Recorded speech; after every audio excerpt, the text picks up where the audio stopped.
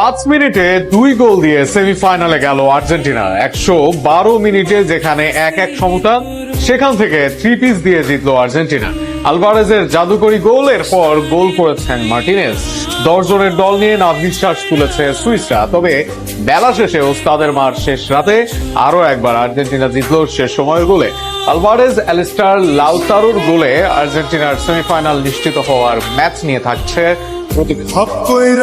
বিশ্বকাপের কোয়ার্টার ফাইনালে আর্জেন্টিনা ও সুইজারল্যান্ডের লড়াই জমে উঠেছিল চরম নাটকীয়তায়। প্রথমার্ধে অ্যালেক্সিস ম্যাকঅ্যালিস্টারের গোলে এগিয়েছিল বর্তমান বিশ্ব চ্যাম্পিয়নরা, তবে দ্বিতীয়ার্ধে ডান এন্ড্রয়ের গোলে সমতায় ফিরিয়ে সুইজারল্যান্ড।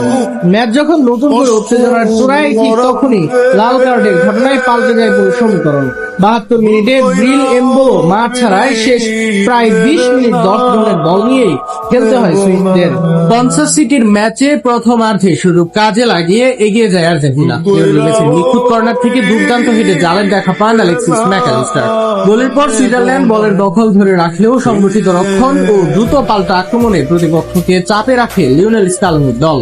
বিরতির পর ম্যাচের গতি আরো বেড়ে যায়। 50তম মিনিটে মেসির দারুণ থ্রু পাসে ডান প্রান্ত দিয়ে উঠে আসেন না হুয়েল মলিনা, তবে বক্সে ঢুকে নেয়া তার শট লক্ষ্যভ্রষ্ট হয়।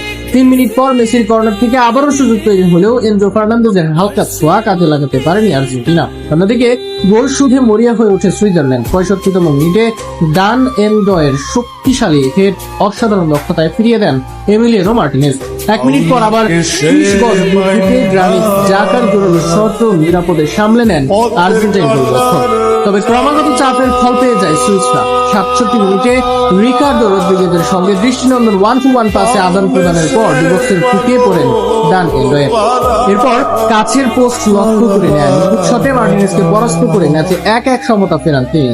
গোলের পর ম্যাচে নতুন শক্তি ফিরে পায় সুইজারল্যান্ড আর কিছুটা চাপে পড়ে যায় আর্জেন্টিনা।